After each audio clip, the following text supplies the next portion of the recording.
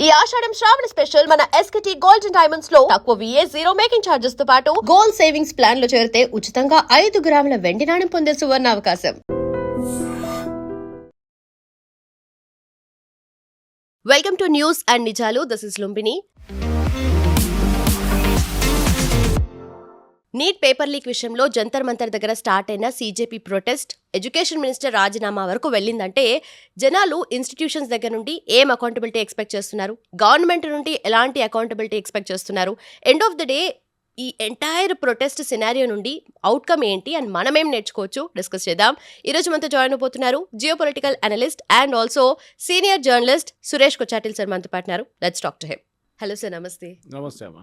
Sir, రీసెంట్గా జరిగిన CJP protest Jantar మంతర్లో ఏదైతే ఉందో దాని నుండి మనం ఏం నేర్చుకోవచ్చు అన్న దాని గురించి మాట్లాడితే, అంటే ఇప్పుడు యూత్ అంటే నీట్ పేపర్ లీక్ విషయంలో స్టార్ట్ అయినా కూడా డిఫరెంట్ టర్న్స్ తీసుకుంది. అది దెన్ ఆఫ్టర్ మళ్ళీ ఒక మేజర్ ఇష్యూ లాగా టర్న్ అయింది and also politically motivated issues కూడా దీంట్లో ఇన్వాల్వ్ అయ్యాయి అని చెప్పేసి. సో గవర్నమెంట్ దీన్ని ఎలా డిస్టింగ్విష్ చేసుకోవాలి అండ్ ఎంటైర్ సినారియో నుండి అవుట్కమ్ ఏంటి, మనం ఏం నేర్చుకోవాలంటారు?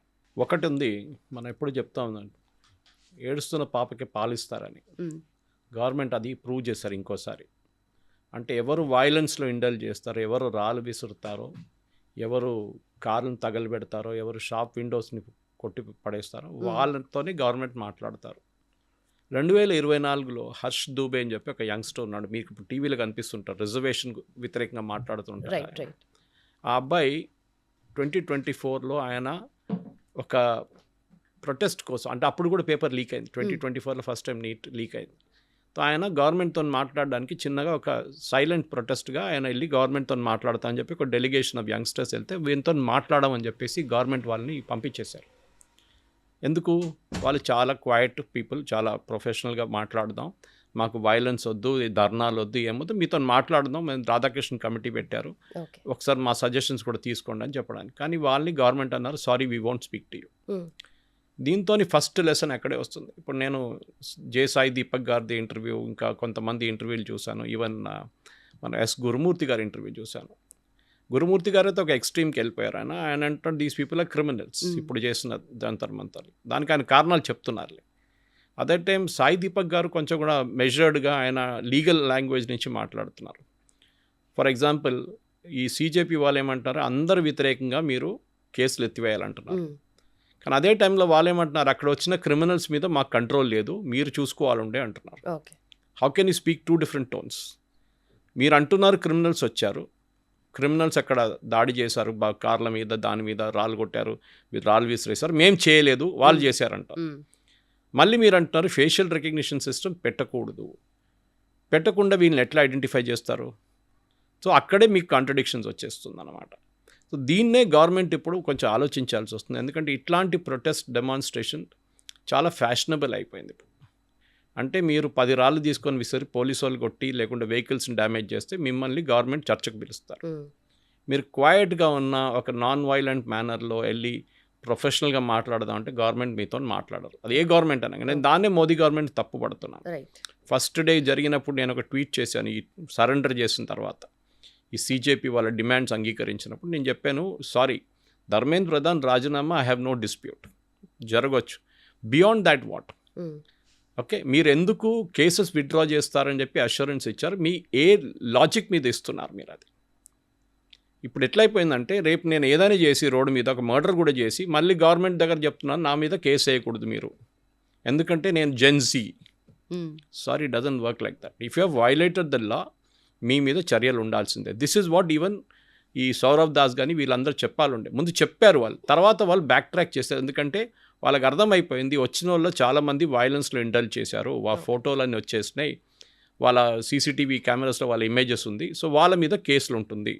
అది చూడంగానే వీళ్ళు భయపడ్డారు. ఎందుకంటే వీళ్ళ దాంట్లోనే చాలామంది దాంట్లో ఇండల్జ్ చేశారనమాట. సో ఫస్ట్ లెసన్ అదేంటంటే గవర్నమెంట్ ఒక టైంకి ఒక క్రైసిస్ వచ్చినప్పుడు మాట్లాడాలి గవర్నమెంట్.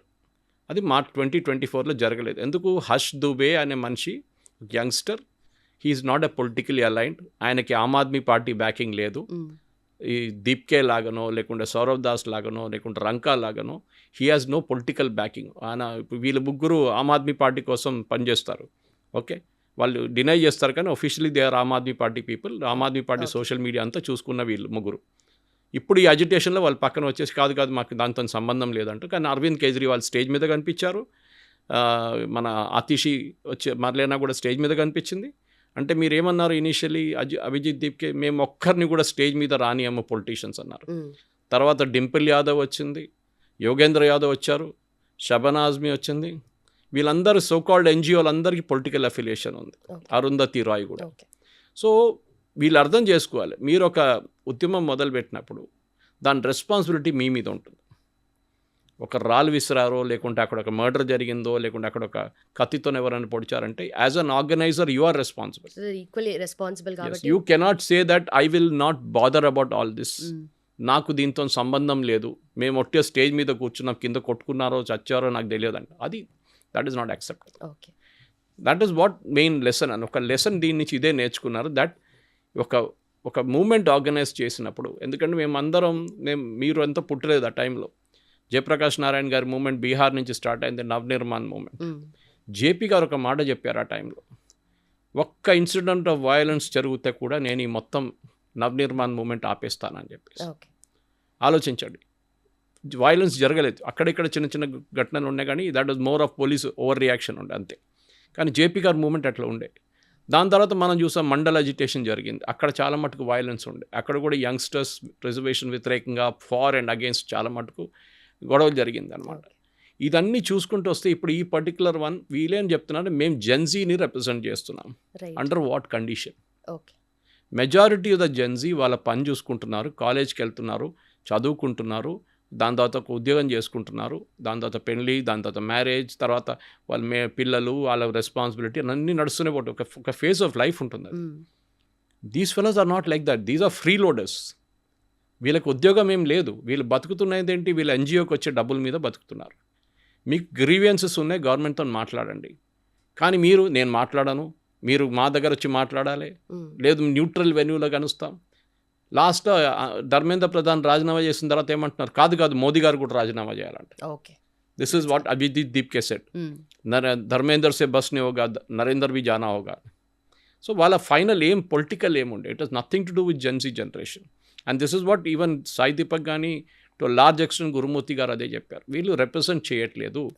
దే ఆర్ ఒక 3,000 మంది 4,000 మంది అక్కడ ఉన్నారు ఆ రోజు, 5,000 మంది దాకా మీరు తీసుకోవచ్చు.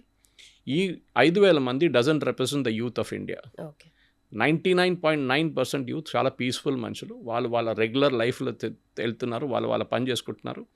ఇవాళ పొద్దున కూడా నా ఫ్రెండ్ ఒకరు ఫోన్ చేసి నాకు బాంబే నుంచి వాళ్ళ కొడుకు గురించి అడిగాను అనమాట, ఏం చేస్తున్నారు మీ కొడుకు కూతురు అంటే, కొడుకు ఇట్లా ఒక మేనేజ్మెంట్ కోర్స్లో జాయిన్ అయ్యిండు, మంచి పెద్ద ఇన్స్టిట్యూట్లో, కానీ ఆయనకి ఐఏఎం రాలేదన్నారు. ఎంత వచ్చింది మార్క్స్ అంటే 99.4 వచ్చింది క్యాట్లో, కానీ అడ్మిషన్ రాలేదన్నారు.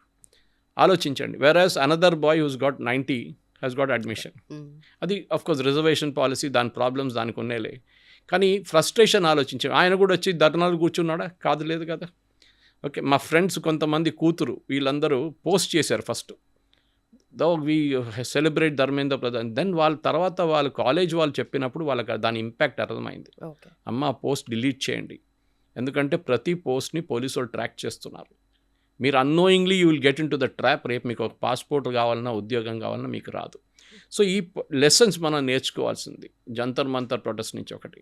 ఎందుకంటే జంతర్ మంతర్ ఇట్ సెల్ఫ్ ఎప్పుడో పార్లమెంట్ అటాక్ జరిగిన తర్వాతనే సెక్యూరిటీ ఫోర్సెస్ గవర్నమెంట్కి అడ్వైస్ చేశారు, పార్లమెంట్ చాలా దగ్గర ఉంది జంతర్ మంతర్, మీరు అక్కడి నుంచి అది మార్చి రామ్లీలా మైదానంలోనే ఎక్కడైనా పెట్టుకోండి ప్రొటెస్ట్ అని, ఇక్కడ పెట్టుకోకూడదు. కానీ అది జరగలేదు. ఇప్పుడు కోర్టులో కూడా పిటిషన్ పడుంది ఒకటి దాని గురించి. సో ఒకటి మనం అడగాల్సిన ప్రశ్న, ఒక ఆర్గనైజేషన్ యంగ్స్టర్స్ని రిప్రజెంట్ చేస్తారంటే లేదు, వాళ్ళ పాయింట్ ఆఫ్ వ్యూని రిప్రజెంట్ చేస్తున్నారు అంతే. సెకండ్, మీరు వైలెన్స్లో ఏంటో, ఎందుకంటే మీరు తెలుసు సోనం వాంగ్చుక్ ఫాస్టింగ్ మొదలైనప్పుడు దాకా వీళ్ళకి ఒక ట్రాక్షన్ లేకుండే. ఓకే, ఎవరో వస్తున్నారు ఎవరో పోతున్నారు, కానీ సోనం వాంగ్చుక్ ఫాస్టింగ్ మొదలుపెట్టారు, దాని తర్వాత ఆయన మెదాంతాకి మార్చారు. దాని తర్వాత ఆయన ఫాస్ట్ విత్డ్రా చేసినప్పుడు ఆయన మీద ఎంత పర్సనల్ అటాక్ జరిగింది మీరు చూసుంటారు. మీరు కాంగ్రెస్తో కుమ్మక్కయ్యారు, మీరు బీజేపీతో కలిసిపోయారు, డబ్బులు తీసుకున్నారు గవర్నమెంట్ దగ్గర నుంచి. And so much so that వాళ్ళ wife Geetanjali had to give a statement saying you people don't have a heart. Right. But ఇక్కడ end of the day youth కానీ లేదంటే ఎవరైనా ఎక్స్పెక్ట్ చేసేది ఇన్స్టిట్యూషన్స్ దగ్గర నుండి అకౌంటబిలిటీ కదా సార్. అకౌంటబిలిటీ మరి ఈ ఫామ్లో వస్తే కష్టమే కదా ప్రతిసారి. అకౌంటబిలిటీ అని ఎట్లా డిఫైన్ చేస్తారు మీరు?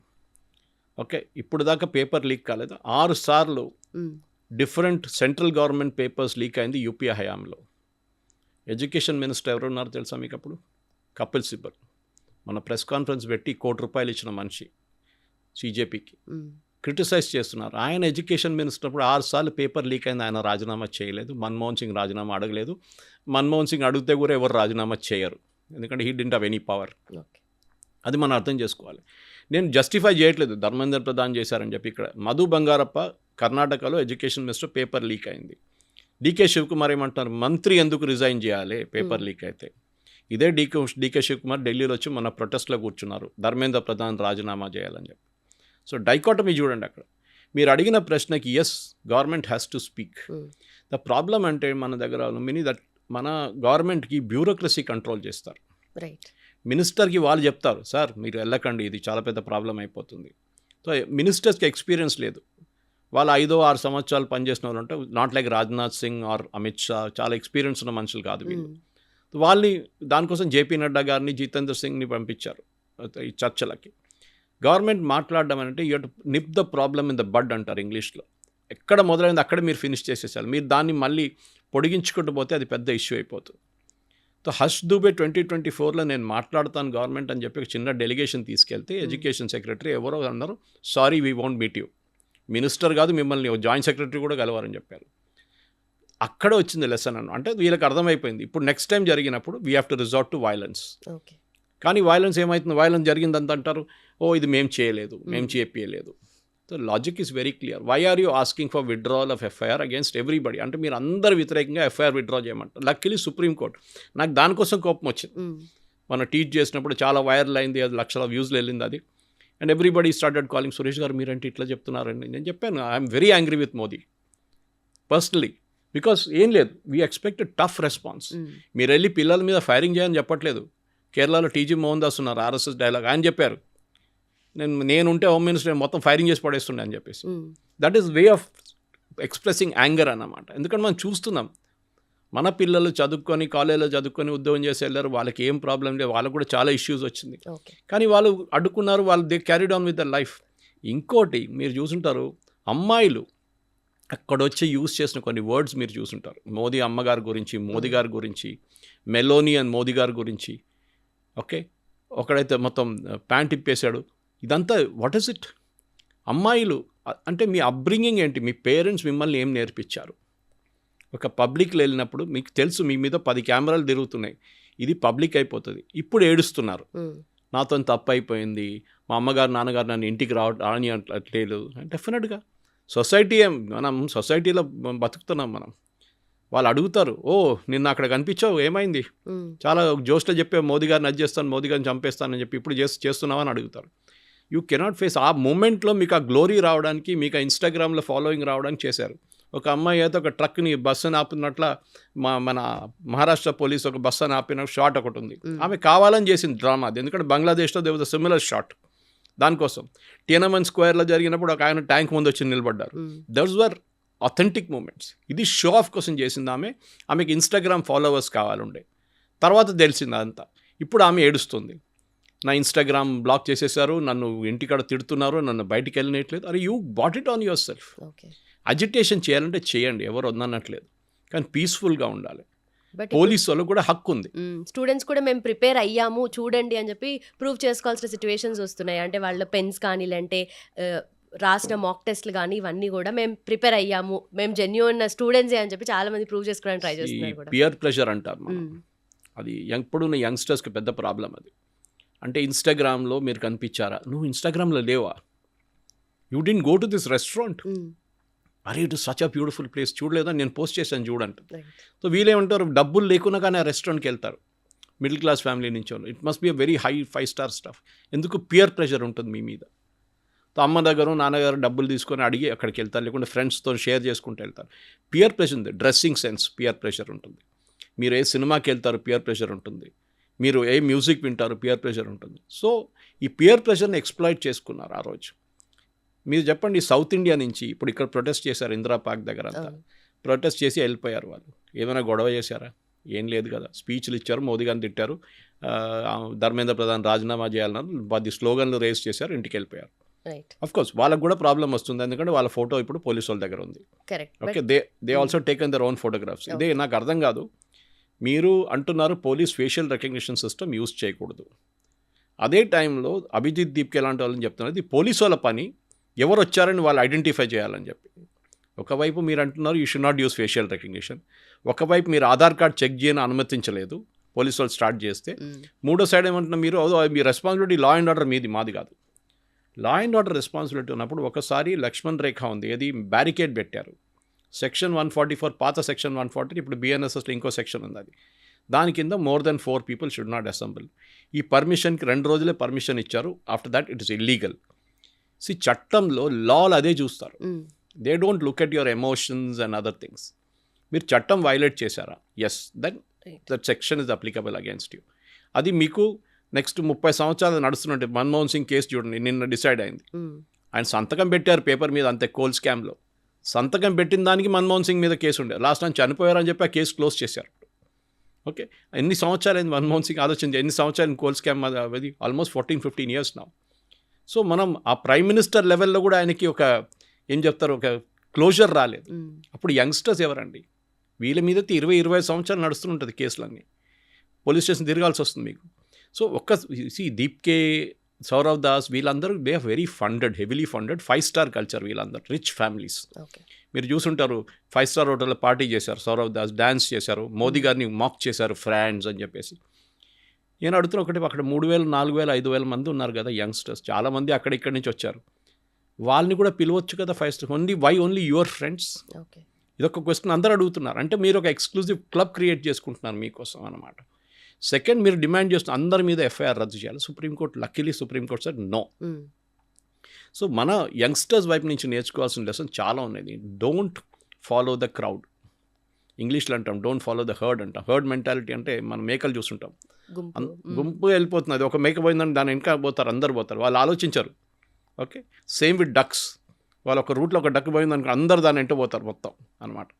ఇది ప్రాబ్లం మన యంగ్స్టర్స్కి. ఇప్పుడు వాళ్ళ ఆ మెచ్యూరిటీ వాళ్ళకి లేనప్పుడు, ఎస్పెషల్లీ 17 to 18, 19, 20 ఆ ఏజ్ గ్రూప్ ఉంది చూడండి, I've gone through that face with my daughter.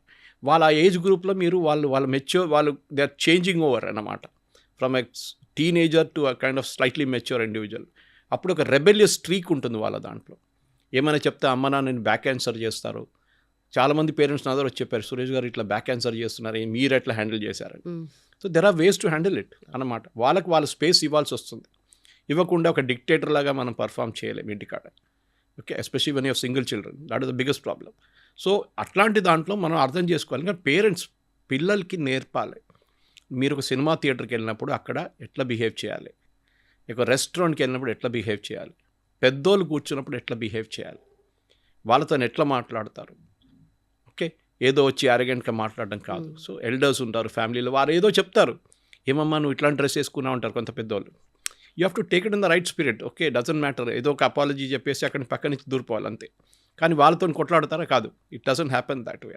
మన ఇండియన్ సోషల్ సిస్టమ్ ఇప్పుడు కూడా రెస్పెక్ట్ ఫర్ ఎల్డర్స్ చాలా ఇంపార్టెంట్. మేబీ అమెరికాలో, యూరోప్లో అంతా లేకపోవచ్చు, కానీ మన దగ్గర ఉంది ఇప్పుడు కూడా అనమాట. సో ఈ అజిటేషన్లో జరిగింది ఏంటంటే, ఒకటి మొదలైంది కరెక్ట్ మెథడాలజీలో, fasting was a good idea. Okay, కానీ దాని తర్వాత జరిగిన ఘటనతో ఇప్పుడు ఏమైపోయిందంటే, ఇప్పుడు కేసులు పెట్టినప్పుడు వీళ్ళు ఏడుస్తున్నారు, మళ్ళీ మేము తీస్తాం, మళ్ళీ మీరు ఎట్లా చేస్తారు, మళ్ళీ ఇది మీరు చేయలేరు, you cannot do it. Once it is done, finished, now the damage is over. మీరు మళ్ళీ నేను వెళ్ళి కూర్చుంటాను అక్కడంటే పోలీసు వాళ్ళు పోనీ, మీరు అక్కడ వెళ్ళనియరు మిమ్మల్ని, వెళ్తే కూడా ఎవరు పట్టించుకోరు మిమ్మల్ని ఇప్పుడు ఈసారి. దట్ ఇస్ ద ప్రాబ్లమ్ అనమాట. ఇన్నోవేషన్ పోయింది, ఫస్ట్ టైం ఉంటుంది చూడండి ఆ ఇంట్రెస్ట్, అది సెకండ్ టైం ఉండదు. బట్ ఇక్కడ మనకు స్టేట్ గవర్నమెంట్లో చూసుకుంటే చాలా మూవ్మెంట్స్ అండ్ అజిటేషన్స్ జరిగాయి. ఫర్ ఎగ్జాంపుల్, ఇప్పుడు గ్రూప్స్ పేపర్ లీక్ విషయంలో కూడా ఫస్ట్ అంటే 3 times ఎగ్జామ్ కండక్ట్ చేశారు. ఇప్పుడు మళ్ళీ అదే ఇందిరాబాగ్ దగ్గర చాలా మంది స్టూడెంట్స్ ధర్నా చేశారు, అక్కడే లాఠీ చార్జీలు కూడా అయ్యాయి. ఇవన్నీ చూసుకుంటే ఇన్ని మూమెంట్స్ మనకు నేషన్ లెవెల్లో ఇన్ని జరిగినా ఎందుకు దీనికి ఇంత ఎస్కలేషన్ వచ్చిందంటారు? ఏం లేదు, దిస్ ఇస్, మీరు ఢిల్లీలో చేసే ఒక అజిటేషన్, హైదరాబాద్ చేసిన అజిటేషన్కి డిఫరెన్స్ ఉంటుంది. హైదరాబాద్ చేసిన ఇందిరా పార్క్లో లోకల్ పేపర్లో, లోకల్ ఛానల్లో వస్తుంది. అది కూడా ఎట్లా అంటే అక్కడ ఒక ఈవెంట్ మేనేజ్మెంట్ లాగా. అది మీరు అక్కడ వెళ్ళి పోలీస్ పర్మిషన్ తీసుకొని ఆ లెటర్, వాడు అక్కడ కొంతమంది ఉంటారు, కేటరింగ్ వాళ్ళు ఉంటారు, టెంట్ హౌస్ వాళ్ళు ఉంటారు, వాళ్ళకి వెళ్ళి చూపి, అన్న రేపు టెంట్ కావాలి మాకు, ఒక 200 చైర్లు కావాలంటే, మైక్ కావాలి, ఫుడ్ కావాలి మాకు, కొంచెం నీళ్ళు ఉండాలి అంటే, అంతా అరేంజ్ చేసేటోళ్ళు ఉన్నారు అక్కడ ఈవెంట్ మేనేజ్మెంట్. మీరు మనుషులు దాన్ని కూడా కావాలంటే కొంతమంది వాలంటీర్స్ని తీసుకొస్తారు వాళ్ళు కూర్చోబెట్టడానికి, జిందాబాద్ చెప్పడానికి, స్లోగన్ చెప్పడానికి అంతా. మీరు డెమాన్స్ట్రేషన్ చేసినప్పుడు ఢిల్లీలో మీకు విజిబిలిటీ ఉంటుంది, ఎందుకంటే ఇదంతా నేషనల్ క్యాపిటల్. ఇంటర్నేషనల్ మీడియా వస్తారు, మోదీ గారు వెళ్ళిపోయారు, మోదీ గారు చూసారు మీరు బ్లూంబర్గ్లో కానివ్వండి, Al Jazeera, Modi is finished, Guardian. ఏమైందండి ఇప్పుడు? Where Modi is finished? He still there. Even though నేను కూడా మోదీ గారిని క్రిటిసైజ్ చేశాను. ఫర్ నాట్ డీలింగ్ వెరీ స్ట్రాంగ్లీ విత్ దిస్ ఫెలో. వీళ్ళతో స్ట్రాంగ్గా డీల్ చేయాలండి. ఈ గుండాలకు ఆ లాంగ్వేజ్ ఒకటే తెలుసు. 90% వర్ జెన్యున్ యంగ్స్టర్స్. కానీ ఈ 10% ఉన్నారు చూడండి ఈ పొలిటికల్ ఆర్గనైజర్స్. అది కాకుండా 2600 మంది పోలీసు చెప్పారు, క్రిమినల్స్ వచ్చారు, రేపిస్ట్, మాలెస్టర్స్, పాక్సో కేసు ఉన్న వాళ్ళు అక్కడ ఉన్నారు ఆ రోజు. అప్పుడు మీరెందుకు అరెస్ట్ చేయలేదని అడుగుతున్నారు అభిజిత్. మీరు అరెస్ట్ చేయాలి ఉండే కదా. పోలీసు వాళ్ళు అరెస్ట్ చేస్తే అప్పుడు మీకు సీన్ తెలిసిపోతుంది. అక్కడ ఎవరు వీళ్ళు పోలీసు వాళ్ళు అరెస్ట్ చేశారు మమ్మల్ని అని చెప్పి మళ్ళీ గొడవ జరుగుతుంది. అదే హైలైట్ చేస్తారు. So they కెప్ the diplomatic. And I was very please today CRPF chief ఆయన అడ్రస్ చేస్తాం, ఎందుకంటే ఆర్ఐఎఫ్ వాళ్ళ కింద వస్తుంది, ర్యాపిడ్ యాక్షన్ ఫోర్స్. వాళ్ళ మీద చాలా ఆరోపణలు చేశారు. ఈ పోలీసు వాళ్ళకు కూడా హ్యూమన్ రైట్స్ ఉందండి, వాళ్ళకు కూడా ఫ్యామిలీస్ ఉన్నారు. మీరు వాళ్ళ మీద రాళ్ళు విసిరితే వాళ్ళు చూసుకుంటూ ఊరుకుంటారు. వాళ్ళ దగ్గర ప్రోటోకాల్ ఉంది, స్టాండర్డ్ ప్రోటోకాల్. పట్నాలో, సీతామఢీ, బీహార్లో ఫైరింగ్ చేశారు AK-47తో. Yes, AK-47 is a standard issued weapon నా. .303 కాదు ఇప్పుడు, పాత బోల్ట్ యాక్షన్ రైఫిల్ కాదు ఇప్పుడు. అండ్ వాళ్ళ మీద ఫైరింగ్ జరిగింది సీతామఢీలో. లోకల్స్ ప్రూఫ్ ఇచ్చారు దానికి. బీహార్లో ప్రతి కార్నర్ షాప్లో ఉంటుంది చిన్న చిన్న గన్స్, అక్కడ ఇల్లీగల్ ఫైరింగ్ జరిగింది. So he fired in the air which is a standard protocol. And that to district collector పక్కన ఉన్నారు, ఆయన ఆర్డర్ ఇచ్చింది ఫైర్ ఇన్ ద ఎయిర్ అని చెప్తే ఫైర్ చేస్తారు. పోలీసుల జాబ్ అది. ఇక్కడ ఏం జరిగింది? పార్లమెంట్ మార్చ్ నడుస్తుంది. తెలుసు పార్లమెంట్ మీద దీని ముందు కూడా దాడి జరిగింది. అక్కడ చాలామంది చనిపోయారు సెక్యూరిటీ ఫోర్స్ వాళ్ళు. ఈసారి వెళ్తున్న గుంపులో ఒక 2300 మంది పార్లమెంట్ వైపు పరిగెత్తుకుంటూ వెళ్తే దాంట్లో ఒక హ్యూమన్ బాంబ్ ఉంటే మీరేం చేస్తారు? సూసైడ్ బాంబర్ ఉన్నానుకోండి, వాడు పార్లమెంట్ లోపల దూరిపోతే సూసైడ్ బాంబ్ చేస్తే who is responsible for it? అప్పుడు అభిజిత్ దీప్కి అంటాడు, నేను కాదు, మీరు చూసుకోవాలి ఉండేదంతా అంటారు. పోలీసు వాళ్ళని ఆపడం వాళ్ళ జాబ్ అది. మీరు సెక్రటేరియట్కి వెళ్ళి ఇక్కడ డెమాన్స్ట్రేషన్ చేయండి, చేయిస్తారా? అనుమతిస్తారా? మిమ్మల్ని ట్యాంక్ బండ్ దగ్గర ఎత్తుకెళ్తారు పోలీసు వాళ్ళు, లాఠీచార్జ్ చేస్తారు, టియర్ గ్యాస్ కొడతారు. టియర్ గ్యాస్ కొట్టకూడదు, లాఠీచార్జ్ చేయకూడదు. కేరళలో సెక్రటేరియట్ ముందు మన CPM వాళ్ళు ప్రొటెస్ట్ చేశారు, SFI వాళ్ళు, ఇదే ఇష్యూ మీద. కేరళ పోలీస్ 14 FIRలు రిజిస్టర్ చేశారు, ఇవాళ దాకా విత్డ్రా చేయలేదు. 14 FIRలు విత్డ్రా చేశారు. అదే రాహుల్ గాంధీ ఢిల్లీలో కూర్చొని అంటున్నారు, ఇదే VD సతీశన్ కేరళ ముఖ్యమంత్రి ఢిల్లీకి వెళ్ళి FIR విత్డ్రా చేయాలి. అరే మీరు FIR పెట్టింది ఏమైందిరా అంటే అది సపరేట్, దట్ ఈస్ మా పొలిటికల్ బ్యాటిల్. కేరళలో CPMకి మాకు ఎప్పుడు పొలిటికల్ బ్యాటిల్, ఇది కూడా అంతే కదా. This is the political battle ఇప్పుడు జరుగుతుంది. కానీ ఇప్పుడు లెసన్స్ ఏంటంటే ఈ సైలెంట్ మెజారిటీని ఎవరు రిప్రజెంట్ చేస్తున్నారు? రాకెట్లు తయారు చేస్తున్నారు, they are making lithium batteries, they are doing innovation, వాళ్ళు స్టార్టప్స్ పెడుతున్నారు, 400 స్పేస్ స్టార్టప్స్ ఉన్నాయి. వాళ్ళు పని చూసుకుంటున్నారు. అపోలో డైనమిక్స్ అని చెప్పి మన బిట్స్ పిలాని హైదరాబాద్ క్యాంపస్లో డ్రోన్స్ తయారు చేస్తున్నారు. There is the silent majority which is at work. అదే టైంలో నీట్ ఎగ్జామ్ లీక్ అయింది, మనకు ఏ రెస్పాన్సిబిలిటీ లేదంటే అది కూడా లేదు. Government has a responsibility for that. Exam system ఫ్లాడ్ మనది. ముందు ఇప్పుడు ఈయన తీసేసి ప్రహ్లాద్ జోషిని తీసుకొచ్చారు. ఇప్పుడు ఏమంటున్నారు? అయితే మీరు ఒక OBCని తీసేశారు, ధర్మేంద్ర ప్రధాన్, మీరు ఒక బ్రాహ్మణ్ని తీసుకొచ్చారు. మీరు ఇప్పుడు గేమ్ మారిపోయింది. ఇప్పుడు ప్రాబ్లం వాళ్ళకి తెలియదు. బ్రాహ్మణ్ వచ్చాడు, బ్రాహ్మణ్ మినిస్టర్ వచ్చాడు, ఆయన OBC ఉండే, మీకు తెలియదు అది ముందు. ఆయన్ని పార్లమెంట్లో చాలా పెద్ద హీరోగా రిసీవ్ చేశారు BJP ఎంపీలు. అది వాళ్ళ పొలిటిక్స్. అది ఆయన భువనేశ్వర్కి వెళ్ళినప్పుడు ఎయిర్పోర్ట్లో పెద్ద ఊరేపుగా తీసుకెళ్లారు ఆయన్ని ప్రొసెషన్, ఏదో ఒలింపిక్లో gold medal వచ్చినట్ల.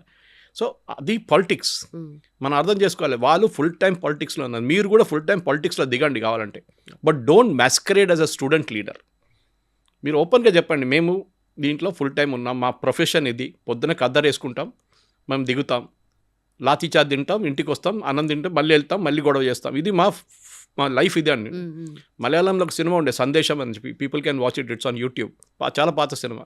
It's exactly on this lines, how politics has become a profession అని చెప్పేసి. సో మన దగ్గర కూడా అంతే. సో మీరు నీట్ లీక్ జరిగింది, అరెస్ట్ చేశారు, ఫాస్ట్ ట్రాక్ కోర్ట్స్ పెట్టారు. దాని తర్వాత ఎగ్జామ్ సెంట్రల్ గవర్నమెంట్ నడిపించే ఎగ్జామ్స్కి ఏం చేయాలని నందన్ నీలకేని కమిటీని పెట్టారు.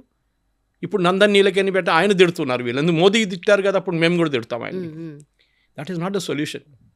Let them come up with the recommendation. Okay, ఒకసారి లీక్ అయింది, 2 సార్లు లీక్ అయింది, 6 సార్లు కపిల్ సిబల్ ఉన్నప్పుడు లీక్ అయినప్పుడు మన్మోహన్ సింగ్ ఎవరు రాజీనామా చేయలేదు, ఎవరు ఏం చేయలేదు. కానీ I'm not justifying it again. కానీ ఓవరాల్ పిక్చర్ చూస్తే ఏంటంటే మన దగ్గర మీరు వైలెన్స్ చేస్తేనే గవర్నమెంట్ మీ మాటలు వింటారు. మీరు సైలెంట్గా కూర్చొని ఇందిరా పార్క్ లేకుంటే జంతర్ మంతర్లు ఎన్నో ప్రొటెస్ట్ నడుస్తాయి మన ఇందిరా పార్క్ లాగా, ఎవరిని పట్టించుకోరు. కేరళ సెక్రటేరియట్ బయట వెళ్ళండి మీరు, మొత్తం ఒక 15-20 టెంట్లు ఉంటుంది పేమెంట్ మీద. ఆ 1500 రోజులు అయింది ప్రొటెస్ట్, 342 రోజుల ప్రొటెస్ట్. ఏదో ఒక ఇది ఉంటుంది, అన్ఎంప్లాయిడ్ యూత్ అది ఇది, మా ఇది వచ్చింది, మెరిట్ లిస్ట్ వచ్చింది, మాకు ఉద్యోగం రాలేదు, గవర్నమెంట్ ఉద్యోగం రాలేదు, ఇది నడుస్తూనే ఉంటుంది అన్నమాట. వాళ్ళని ఎవ్వరు పట్టించుకోరు. అప్పుడప్పుడు ఒక పొలిటికల్ లీడర్ వస్తాడు, స్పీచ్ ఇస్తాడు, వెళ్ళిపోతాడు, అంతే. టెలివిజన్ ఛానల్ వాళ్ళు అందరూ వస్తారు, కథ వీళ్ళు కూడా జిందాబాద్ అంటారు, అయిపోయింది. మళ్ళీ వీళ్ళందరూ నిద్రపోతారు, మళ్ళీ పొద్దున్న నెక్స్ట్ ఇంకో టీం వస్తుంది. This is the thing that is happening అనమాట. మనం అర్థం చేసుకోవాలి that how politics is coming to the entire thing. మీరు జెన్యున్ స్టూడెంట్ ప్రొటెస్ట్ ఉంటే it should have been a genuine student protest. Government మీ డిమాండ్స్ అంగీకరించారు, ఓకే. ఎఫ్ఐఆర్ గురించి ఒకటే డిస్ప్యూట్ ఉంది, Supreme Court is seized the issue, we cannot do anything. నేను Supreme Court పట్టించుకోను అని చెప్పి సౌరవ్ దాస్ అంటే వాట్ ఆర్ యూ టాకింగ్? గవర్నమెంట్కి పైన వస్తుంది Supreme Court when the give judgments, you have to listen, that is why it's called Supreme Court. Supreme government కూడా వినాల్సి వస్తుంది సుప్రీంకోర్టు జడ్జ్మెంట్ ఇచ్చినప్పుడు. కాదు మేము పట్టించుకోము సుప్రీంకోర్టుని, సారీ, ఇది బనానా రిపబ్లిక్ కాదు, ఇది చట్టాలు ఉన్నాయి, చట్టాలు వినాల్సిందే మీరు అన్నమాట. ఓకే. బట్ సార్ ఎంత ఇది ఇలాంటి ఇష్యూస్ ఎప్పుడు వచ్చినా కూడా అంటే మనం బ్యూరోక్రసీయే నమ్ముకున్నాం కాబట్టి, బ్యూరోక్రసీయే నేషన్ని బిల్డ్ చేస్తుంది కాబట్టి వాళ్ళెందుకు అకౌంటబిలిటీ తీసుకోరు? ప్రతిసారి మినిస్ట్రీ లెవెల్లో మాత్రమే ఎందుకు పీపుల్ అజిటేషన్స్ చేయడం కానీ వాళ్ళనే తిట్టడం కానీ చేస్తారు? ఇండియన్ బ్యూరోక్రసీ ఒక బ్రిటిష్ రెమినెంట్ అన్నమాట. అంగ్రేజ్ గయే లేకిన్ ఔలాద్ छोड़ అంటారు హిందీలో. అది మన దగ్గర ప్రాబ్లం. మన బ్యూరోక్రసీ ఇప్పుడు కూడా మారలేదు. వాళ్ళు పాత సిస్టంలో ఉన్నారు. వాళ్ళు ఒకసారి ఐఏఎస్ అయితే వాళ్ళు అనుకుంటారు దేవుడి తర్వాత నేనే ఉన్నా అనుకుంటారు. కాదు, ఆ యాటిట్యూడ్ మార్చాలని చాలా టైం నుంచి చేయాల్సి. ఇది యంగ్స్టర్స్ ఐఏఎస్ లెక్కుతున్నప్పుడు వాళ్ళు కూడా ఇట్లానే అనుకుంటారు, ఓ ఐఏఎస్ వచ్చేసింది, ఇప్పుడు నాకు కారు, నాకు ఇల్లు, నాకు అది, నా స్టేటస్. కానీ bureaucracy is all about dealing with people. మీరు చూడండి, రిటైర్ అయిన తర్వాత బ్యూరోక్రసీ చాలా బాగా ఫంక్షన్ చేస్తారు, వాళ్ళని అడ్వైజర్గా పెట్టుకుంటారు దాన్ని. But while they are in office వాళ్ళ పవర్ చూపిస్తారు. మాకున్న పవర్ చూడండి, నేను I can deny something to you, okay, నేను దీంతో మాట్లాడను పో అంటారు. వేరస్ ఉన్నారు 5% మంది ఐఏఎస్ ఆఫీసర్స్ ఉన్నారు హూ ఆర్ రియలీ గుడ్, కానీ 95% ఆ బ్యూరోక్రటిక్ మేజ్లో వెళ్ళిపోతారు వాళ్ళు. మినిస్టర్స్ని కరెక్ట్ అడ్వైస్ చేయరు. ఒక బ్రిటిష్ బీబీసీ సిరీస్ ఉండే ముందు, చాలా సంవత్సరాల ముందు, కాల్ ఎస్ మినిస్టర్. దాంట్లో చూపిస్తారు బ్యూరోక్రాట్స్ ఎట్లా కంట్రోల్ చేస్తారు మినిస్టర్ని అని. ఎక్కడ లెఫ్ట్ రైట్ తిరగాలంటే కూడా బ్యూరోక్రాట్ క్లియరెన్స్ ఇవ్వాలన్నమాట. ఈ కేసులో కూడా మీరు 2024లో when Harsh Dubey brought this issue up, అప్పుడు లీకేజ్ జరిగినప్పుడు మీరు మాట్లాడాలండి. అప్పుడే మీరు ఈ నందన్ నీలకేని కమిటీ అప్పుడు పెట్టాలండి. దాన్ని మీరు అలో చేశారు ఫెస్టర్ చేయడానికి, మళ్ళీ లీక్ అయింది. మన సిస్టమ్ అట్లా ఉంది. నేను ఎప్పుడు చెప్తున్నాను, ఎందుకు పేపర్ లీక్ అవుతుంది? కొనేటోడు ఒకడు ఉంటే అమ్మేటోడు ఒకడు ఉంటాడు. 30 లక్షలు 50 లక్షలు ఇచ్చి పేపర్ కొనడానికి పేరెంట్స్ రెడీ ఉన్నారు. ఎందుకు? వాళ్ళ కూతురు కొడుకుకి మెడిసిన్ సీట్ కావాలి. పక్కన చెప్పాలి కదా, 10 మందికి పెళ్ళికి వెళ్ళినప్పుడు చెప్పండి మా కూతురు డాక్టరు, మా కొడుకు డాక్టరు అని చెప్పేసి ఇది చెప్పడానికి. That is it. This attitude మన ఎప్పుడు దాకా యాటిట్యూడ్ ఉంటుందో లుంబిని ఈ ప్రాబ్లం ఉంటుంది మన దగ్గర. It will not go away. కానీ గవర్నమెంట్ వైపు నుంచి సిస్టమ్ సెటప్ చేయాలి, ప్రాసెసెస్ సెటప్ చేయాలి. దాని తర్వాత నడుస్తూనే ఉంటుంది అది. అట్లా జేఈ పేపర్ ఎప్పుడు లీక్ కాలేదు, ఓకే, మన క్యాట్ ఎగ్జామ్ పేపర్ లీక్ కాదు, ఎందుకు మీ ఐసీడబ్ల్యూ పేపర్స్ లీక్ కాదు, కంపెనీ సెక్రటరీ పేపర్ లీక్ కాదు. ఇదందుకు లీక్ అవుతుంది, because it is not based on computer based test. Now you do it, next year 2027 నుంచి సిబిటీకి వెళ్ళి దానికి ఇష్యూస్ ఉంటుంది, అది మీరు ఇప్పుడే సార్ట్అవుట్ చేసుకోండి. రిజల్ట్ చూపించండి. ఈ ఫాస్ట్ ట్రాక్ కోర్ట్ అన్నారు, punish them and send them to jail immediately. అది main. But Modi government strong action తీసుకునేది ఉండే అంటే ఎడ్యుకేషనల్ రిఫార్మ్స్ తీసుకొస్తారు అండ్ కమిటీ అలాట్ చేస్తారు, యాజ్ ఆల్రెడీ ఇట్ హ్యాపెండ్. ఇప్పుడు ఇంతకుముందు స్ట్రాంగ్ యాక్షన్ అయినా కూడా ఇదే కదా వాళ్ళు చేసేది. ఇంతకన్నా అంటే ఇప్పుడు రెసిగ్నేషన్ అయినా స్ట్రాంగ్ యాక్షన్. రెసిగ్నేషన్ అనేది ఒక పొలిటికల్ డ్రామా. ధర్మేంద్ర ప్రధాన్ ముందే రాజీనామా చేయాలండే, ధర్మేంద్ర ప్రధాన్ ఇప్పుడు రాజీనామా చేస్తారు, ఇదన్నీ ప్రశ్నలు వస్తున్నాయి అన్నమాట. ముందే రాజీనామా చేస్తే అయిపోతుండే కదా అని కాదు. ముందు రాజీనామా చేస్తే ఏమంటారు అప్పుడు? ఇప్పుడు ఏం చేశారంటే they have denied a political point for the opposition. Rahul Gandhi మిగతా వాళ్ళు ఏమనుకున్నారంటే మేము ధర్మేంద్ర ప్రధాన్ రాజీనామా మేమే తెప్పించాము, మేమే చేపించామని చూపించడానికి గవర్నమెంట్ ఏం చేశారు, దానికన్నా ముందు వాళ్ళు ధర్మేంద్ర ప్రధాన్ రాజీనామా స్టూడెంట్స్ అడిగారని చెప్పి మేము రాజీనామా ఇప్పించామని చెప్పి వాళ్ళ ముందు మాట్లాడుకొని దే అగ్రీ టు ఇట్. దాంతో ఏమైపోయిందంటే రాహుల్ గాంధీ కానీ మిగతా వాళ్ళకి పొలిటికల్ పాయింట్ లేదు. ఎవరైనా అడుగుతారు, సార్ మీరు చెప్పించారా రెసిగ్నేషన్ అంటే, మేమే కాదు పిల్లలు చెప్పించారు కదా, మీరు ఎక్కడ, మీ రోల్ ఏముంది దాంట్లో? మోదీ గవర్నమెంట్ మీరు అడిగినట్లే ఇది ముందే డిసిషన్ తీసుకుంటే బాగుంటుంది, అగ్రీ విత్ దాట్.